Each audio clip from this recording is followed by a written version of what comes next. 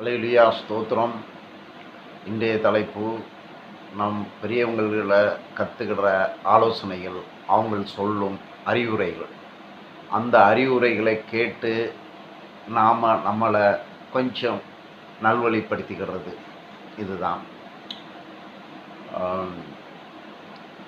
Doctor வீட்டுக்கு போகிற வழி எப்படி சொல்லுவாங்க. மதுரைக்கு வழி வாயில். ஒரு டாக்டர் வீட்டுக்கு போகிற வழி எங்கே? ஆமாங்க, எல்லாம் தொழில் மையம். ஒரு இடத்துல 100 குடிசை வீடுகள் இருக்குன்னா அதில் 80 பேர் பேட் ஹேபிட்டில் இருப்பது சகஜம். அதுக்கு தான் அதை அந்த பேரை வச்சுருப்பாங்க. 20 பேர் நல்லவங்க இருப்பாங்க, அது வெளியே தெரியாது. அதை தாண்டி கொஞ்சம் மிடில் ஜனங்க இருக்கிறாங்க அப்படின்னா அதில் 60 பேர் நல்லவங்களாக இருப்பாங்க, 40 பேர் கெட்டவங்களாக இருப்பாங்க. அதையும் தாண்டி கொஞ்சம் பெரிய பணக்காரங்க ஏரியாவுக்கு போயிட்டோம்னா அதில் பார்த்திங்கன்னா 100 பேரில் 90 பேர் டாக்டர், இன்ஜினியர், தொழிலதிபர் அப்படி இருப்பாங்க. 10 பேர் உலகத் திருடர்களாக இருப்பாங்க.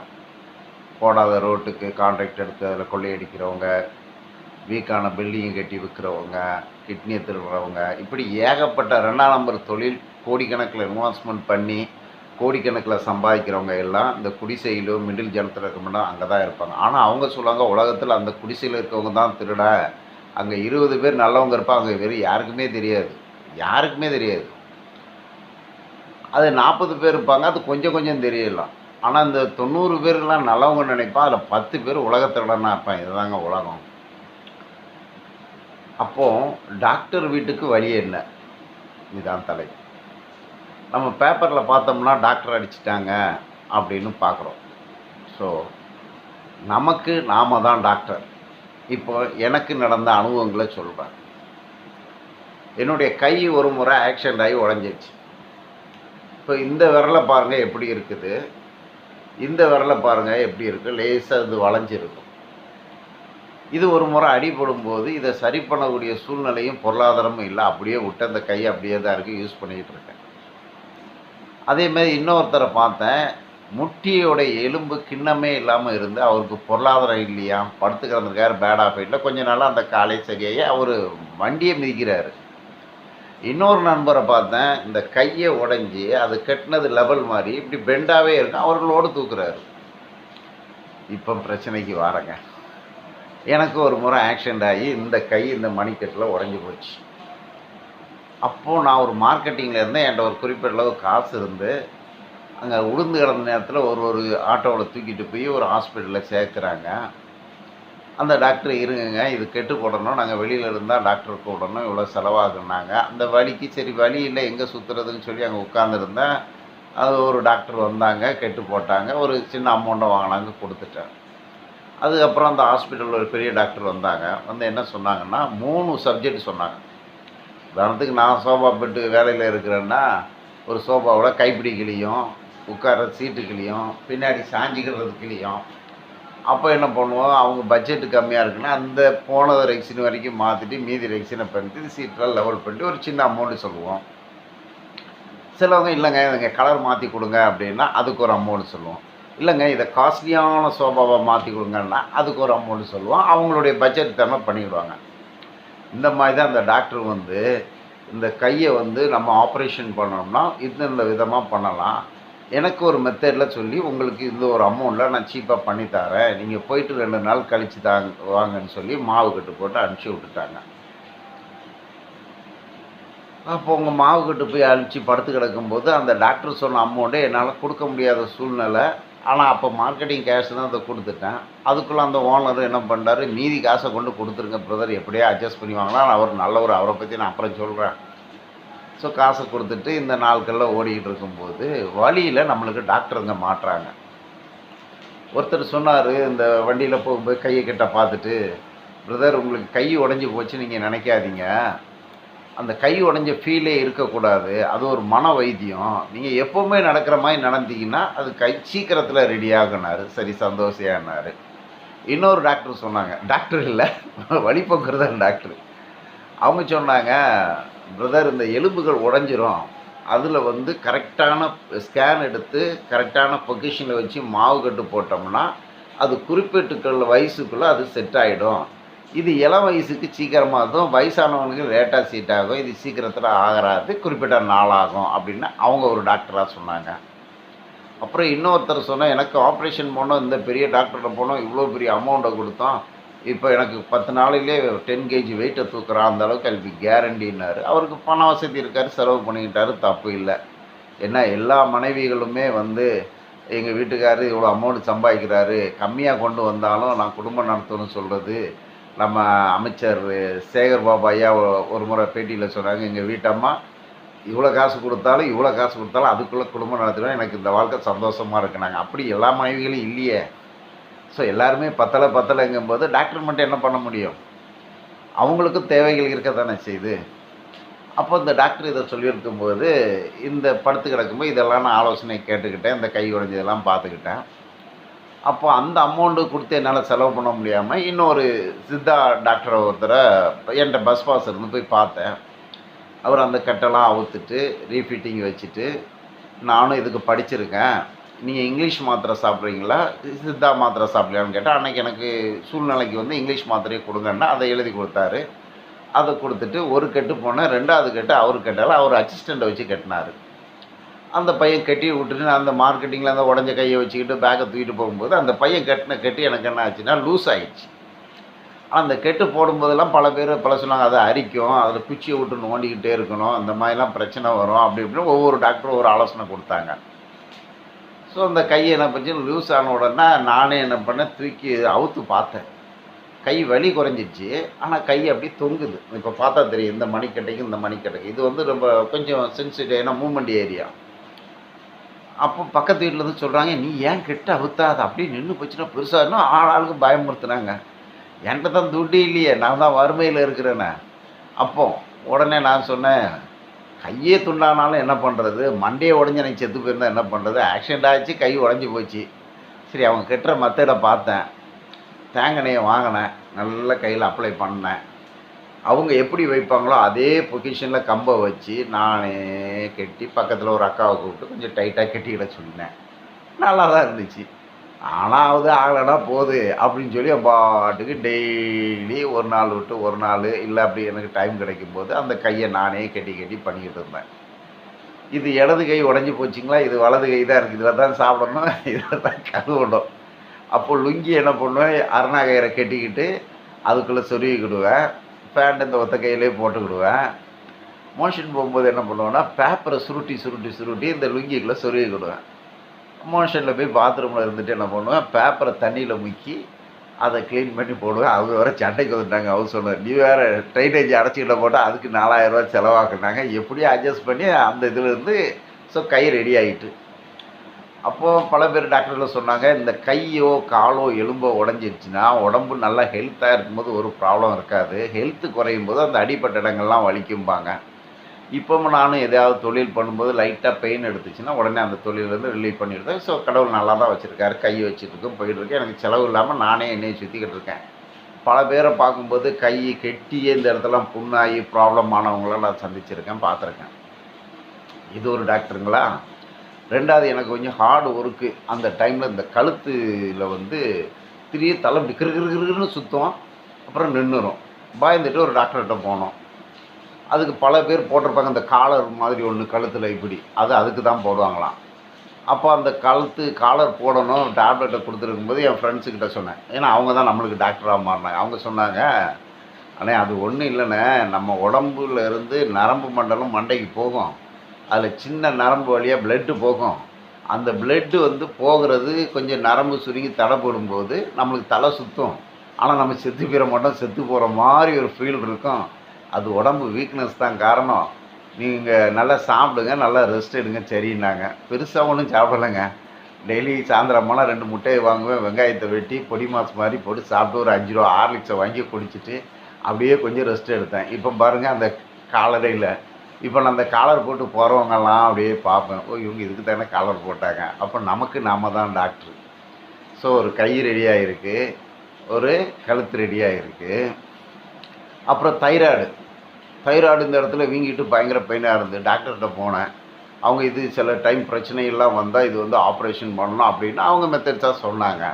ஒரு முறை பத்திரிகை எடுத்து படிச்சுருந்தா, நீங்கள் மாவு சத்தான பொருட்களை சாப்பிட்டீங்கன்னா அது வந்து மோஷனில் உங்களுடைய அந்த சளி சம்மந்தப்பட்டதை எடுத்துகிட்டு வந்துடுறாங்க. இப்பவும் சொல்லுவேன் பல பேர்கிட்ட, அந்த மாதிரி சளி பிரச்சனை இருந்தால் வெறும் ப்ரெட்டு, வெறும் உப்பு கடலை, வெறும் இட்லி, காரங்கிற இது இல்லாமல் ஒரு 4 நாளைக்கு சாப்பிட்டாலே போதும், ஆட்டோமேட்டிக்காக சரியாக போயிடுது.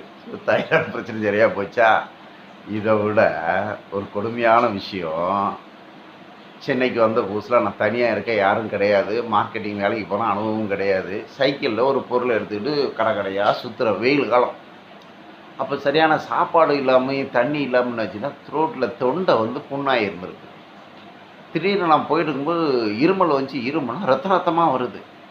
நம்ம கிராமத்துலேருந்து வந்தவங்களாம் முனி அடிச்சிட்டா ரத்தம் வரும், பேய் அடிச்சிட்டா ரத்தம் வரும்னா 1008 கதைகள் மண்டையில் ஓடிச்சு. அதை பற்றியே நம்ம ஏழப்பட்ட ஜனங்கள்கிட்ட இருந்தால் அதையே சொன்னாங்க, முனி பேய் அப்படின்னு சொன்னாங்களே தவிர பயத்தை உருவாக்கிட்டாங்க. அந்த நேரம் அந்த கடையில் ஒரு கடைக்காரங்க பக்கத்தில் ஒரு டாக்டர் கூட்டு போனாங்க. அவர் உண்மையிலே கடவுள் தெய்வங்க. ஆனால் அந்த மாதிரி கடவுள்களுக்கு இந்த ஊரில் மதிப்பு இருக்கு. ஏன்னா துட்டு இல்லைன்னா யாரையும் மதிக்க மாட்டாங்க இல்லையா? அவர் சொன்னார், நீங்கள் என்னென்ன தொழில் பண்ணுறீங்க என்ன, ஏன்னா எல்லா வேதிக்குமே ஒரு பேசிக்கல்னு ஒன்று இருக்குது. சரியான டைம் சாப்பிட்லன்னா அல்சர் வரப்போகுது, சரியான தூக்கம் இல்லைன்னா தலைவலி வரப்போகுது, சரியாக குளிக்கலைன்னா ஹீட்டாக போகுது. இப்படி பல வேதிகளுக்கு அடிப்படை காரணங்கள் ஒன்று இருக்க தானே செய்யுது. அந்த மாதிரி நான் வெயிலில் வேக்காடில் அலைஞ்சதுனால இந்த தொண்டை புண்ணு ஆகி அது உள்ள பபுள்ஸ் வந்து வெடித்து ரத்தம் வந்துருக்கு. நீங்கள் வேறு எங்கேயும் போனீங்கன்னா ரொம்ப செலவாகும், உங்கள் வறுமை எனக்கு தெரியுது, இதுதான் நேச்சுரலு, இந்த டேப்லெட் சாப்பிடுங்க, ஒரு 4-5 நாள் ரெஸ்ட் எடுங்க, இது ஆட்டோமேட்டிக்காக போகும், இனி வெயில் காலத்தில் கொஞ்சம் ரோட்டில் சுற்றுறத குறைச்சிக்காங்கன்ட்டாங்க. இருந்தாலும் உள்ளுக்குள்ளே பயம். நான் இருந்தது ஒரு கொஞ்சம் வசதியான ஏரியாவில் சொந்தக்காரங்க சின்ன ரூமில் வாடகை இருந்தால் அங்கே ஒரு பெரிய டாக்டர்கிட்ட போனால் பயங்கர கூட்டம். இப்போவும் நான் போவேன், ரோடுகளில் பார்த்தீங்கன்னா ஒவ்வொரு ஹாஸ்பிட்டலில் கூட்டமாக இருக்கும். கடவுள் நம்மளை ஆசீர்வதிச்சிருக்காரு இந்த இடத்துக்கு போகாமல் அப்படின்னு சொல்லி சந்தோஷப்பட்டுட்டு போவேன். அப்போ அந்த டாக்டரை போன உடனே அவர் பார்த்தாரு.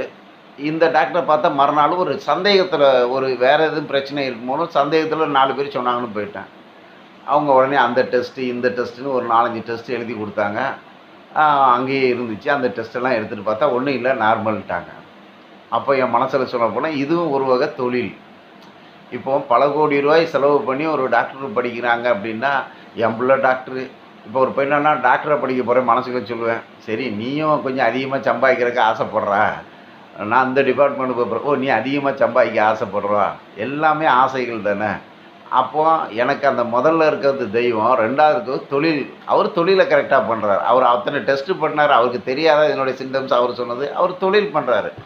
அப்போது எல்லாருமே தொழிலில் ஒரு சில சந்தேகங்களும் தப்புகளை செய்துக்கிட்டு தான் இருப்பாங்க. காடுன்னு இருந்தால் கரடி, புலி, சிங்கம், ஓனாய் எல்லாம் இருக்கும். நாம் தான் ஜாக்கிரதையாக போகணும். இதுக்கு இடையில் வந்து நான் யோகா, ட்ரில்லு இதெல்லாம் ஒவ்வொருத்தங்கிட்ட போகிற இடங்களில் கேட்டு கற்றுக்கிட்டேன். மதுரைக்கு வெளி வாயில். அப்போ நமக்கு நம்ம தான் டாக்டர். நம்மளை காப்பாற்றிக்கிடணுன்னா நம்ம தான் நம்மளை சேதாரப்படுத்தாமல் இருக்கணும். இப்போது நான் 8 மணி நேரம் தான் வேலை பார்க்குறேன். காலையில் 10 மணிக்கு வேலைக்கு போவேன், 6 மணியோட டியூட்டியை க்ளோஸ் பண்ணிடுவேன். கம்பல்சரி 8 மணி நேரம் தூங்கிடுவேன். டைமிங் சாப்பிட்ருவேன், அது இன்னது தான் சாப்பிடணும், எது இருக்கோ சாப்பிட்ருவேன். அப்படி இருக்கிறதுனால எனக்கு இந்த மெடிக்கல் செலவுலாம் குறைச்சல். ஒரு முறை கொஞ்சம் ஹார்டாக ஒர்க் பண்ணேன், திடீர்னு கொஞ்சம் ஸ்வீட்டெல்லாம் அதிகமாக தின்னு சுகர் மாதிரி வந்துடுச்சு. டாக்டர்கிட்ட போனேன், சுகர் செக்கப் பண்ணாங்க. 2 டைம் வந்துச்சு. ஒன்று சாப்பாடு பிறகு 180 இருந்துச்சு, இன்னொரு முறை சாப்பாடு பிறகு 280 இருந்துச்சு. இந்த 280 இருக்கும்போது ஒரு டாக்டரு, கவர்மெண்ட் டாக்டர்கிட்ட தான் போயிருந்தது. அந்த டாக்டர் வந்து ஹை டோஸில் ஒரு மாத்திரையை எழுதி கொடுக்குறாங்க. பக்கத்தில் இருக்க ட்ரைனிங் டாக்டர் வேண்டாங்கிறாங்க. இல்லை இவங்க நீங்கள் எழுதி கொடுங்க அப்படின்ட்டாங்க. இவ்வளோ மாத்திரை எழுதி கொடுத்துறாங்க, அவ்வளோ மாத்திரை. அந்த மாத்திரையை எடுத்து போட்டு வேலை பார்த்துருக்கு. பார்த்தீங்கன்னா அந்த 1 மணிக்கு எனக்கு அப்படியே ஒரு கை காலெலாம் நடுக்க வந்துடுச்சு. உடனே அங்கே கஷ்டப்பட்டு இந்த மாதிரி சுகர் மாதிரி மாத்திரை கொடுத்தாங்க சார், இப்படி கையாலெலாம் நடுங்குதுன்னு. பிரதர் அது லோ சுகராக இருக்கும் பிரதர், உங்களுக்கு சுகர் குறைஞ்சிருக்கு, நீங்கள் என்ன பண்ணி அதெல்லாம் கேட்டுட்டு நீங்கள் மாத்திரையை கம்மி பண்ணிக்க, இல்லை டாக்டரை போய்க்கலாங்கன்னா மறுநாள் பக்கத்தில் கவர்மெண்ட் டாக்டர் தான் போனேன். அப்படியே அப்போ அந்த மாத்திரைகள் பாதி போடுனாங்க. பாதி போட்டாலும் அது மறுபடியும் கை நடுக்க வந்துச்சு. அதுக்கு பிறகு சுகர் டெஸ்ட் பண்ணோம்னா 250 180 வந்துச்சு. 180 120 நார்மல் ஆகிடுச்சு. அப்புறம் இன்னொரு டாக்டர் போனால் உங்களுக்கு சுகர் வந்து நீங்கள் எக்ஸசைஸ் பண்ணி யோகா பண்ணி ஃபுட் கண்ட்ரோல் பண்ணுறதுனால உங்களுக்கு சுத்தமாக சுகர் இல்லை, நீங்கள் இதையே ஃபாலோ பண்ணி உங்களுக்கு மாத்திரையே தேவையில்லைன்னாங்க.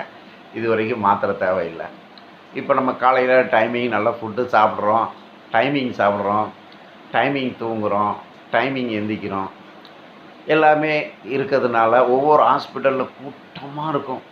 அப்போ பார்க்கும்போது கடவுள் நம்மளை ஆசீர்வச்சிருக்காருப்பா, வியாதிகளுக்கு விலக்கி காத்திருக்காரு அப்படின்னு. அப்போ டாக்டரே இந்த உலகத்துக்கு தேவையில்லையான்னா, எனக்கு இருக்க பேசிக் இதுக்கு தேவை. ஆனால் டாக்டர் விஞ்ஞானம் எவ்வளோ வளர்ந்துருக்கு. Heart operation, virus fever, corona fever இந்த மாதிரிலாம் வரும்போது அவங்க டாக்டருங்க தங்க உயிரை கொடுத்து போராடுறாங்க. அப்போ நம்ம நாட்டுக்கு டாக்டர் தேவை தான். அவங்க பணம் சம்பாதிப்பது தவறுன்னு சொல்ல முடியாது. ஏன்னா பணம் வந்து எல்லா தேவைகளுக்கும் காரணமாக இருக்கிறதுனால ஒரு சில இடங்களில் கொஞ்சம் அதிக பணம் எடுக்கத்தான் செய்ய வேண்டிய சூழ்நிலைகள் இருக்குது. அதில் கொஞ்சம் எல்லை மீறி போகிறவங்க எந்த தொழிலில் தப்பு நடக்கலை. ஸோ எவ்வாறு என்னென்னு போனாலும் நமக்கு நம்ம தான் டாக்டர். டாக்டர் வீட்டுக்கு போகிற வழி நம்ம வாயில் இருக்குது. மதுரைக்கு வழி வாயிலன்னா உன் உடம்பை பாதுகாத்துறது உன்னுடைய குறைகளை 4 பேர்கிட்ட சொல்லி நீ தெரிஞ்சுக்கிடணும். சிலவங்க இப்படி தான் பார்ப்பாங்க, நாங்கள் இப்படி பிறந்தவங்க 250 வருஷம் உயிர் வாழ்கிறவங்கன்ட்டு. எல்லாத்துக்கும் சுகர் வரும், எல்லாத்துக்கும் வைரஸ் ஃபீவர் வரும், எல்லாத்துக்கும் வியாதி வரும். அவங்கவுங்க வியாதியை அவங்கவுங்க காப்பாற்றிக்கிட வேண்டியதுதான். இதில் ஏழை பணக்காரங்களும் வித்தியாசம் கிடையாது. எல்லாமே பணம் மோட்டிவ். ஸோ நம்மளை நம்ம காப்பாற்றிக்கிடுவோம். மதுரைக்கு வழி வாயிலன மாதிரி நம்ம உடம்புக்கு டாக்டர் நாம தான். நம்ம 4 பேர்கிட்ட கேட்டு ஆலோசனை எடுத்துக்கிடுவோம். இன்னும் நான் சோபாடிக்க போகிற வீடுகள்லாம் போய் பார்த்தீங்கன்னா, இந்த மெடிக்கலில் ஒவ்வொரு ஃபேமிலியும் போய் வியாதியே இல்லாமல் வியாதியை பெரிதாகி பெரிய பெரிய ஹாஸ்பிட்டல்ஸு எவ்வளோ பணங்களை கொடுக்குறாங்கன்னு கதையெல்லாம் கேட்டோன்னா ஓப்பனாக சொல்ல முடியாது. எல்லா உலகத்துலேயும் எல்லா இடத்துலையும் தவறுகள் நடந்திருக்கும். அதான் பைபிள் சொல்லியிருக்கு, அக்கிரமம் செய்கிறவன் அக்கிரமம் செய்யட்டும், அநியாயம் செய்கிறவன் அநியாயம் செய்யட்டும், நீ உன் வழியை பாருங்கிறாரு. அவரை நோக்கி பார்த்த முகங்கள் வெட்கப்பட்டு போவதில்லை. நான் டெய்லி ப்ரேயர் பண்ணுறேன், உடலுக்கு எக்ஸசைஸ் பண்ணுறேன், உழைக்கிறேன், ஆண்டவரை துதிக்கிறேன். இதோட கூட என்கிட்ட இருக்க நல்லதை பிறர்கிட்ட சொல்லுவேன், பிறர் சொல்கிற நல்லதை நான் கேட்டுக்கிறேன். அதை 4 பேரோட பங்கிட்டுக்கும் போது ஒரு சமாதானமாக போகிறேன். உங்கள் வியாதிகளுக்கு நீங்களே டாக்டர் ஆகிடுங்க. அநேக வியாதிகளை வராமல் நாமளே தடுத்துக்கலாம் முன்னெச்சரிக்கையாக. அதுக்குண்டான வழிகளை தேடுங்க. நம்மளுக்கு இலவச டாக்டர் உலகம் முழுவதும் இருக்கிறாங்க. அது சித்தா மருந்துலேருந்து, ஆயுர்வேத மருந்துலேருந்து, குடும்ப மருந்துலேருந்து, ஃபேமிலி மருந்துலேருந்து எத்தனையோ விதங்கள் இருக்குது. ஆனாலும் நம்ம பெருமைக்காக போய் பணம் செலவு பண்ணது நம்ம தப்பு. சில இடங்களில் ஏடாகூடமாக மாட்டிக்கிடுவோம். அங்கே தப்பு நடக்காதுன்னா சொல்ல முடியாது, தப்பு நடக்க தான் செய்யும். பட் நம்மளாம் நம்ம காப்பாற்றிக்கிடணும். ஏன்னா எல்லாம் பணம் பணம் பணம். ஸோ கடவுள் நம்மளை ஆசீர்வதிப்பாங்க. இது ஒரு சாட்சியாக சொன்னேன். கர்த்தர் உங்களை ஆசீர்வதிக்கட்டும். டாக்டர் வீட்டுக்கு போகும் வழி எப்படி?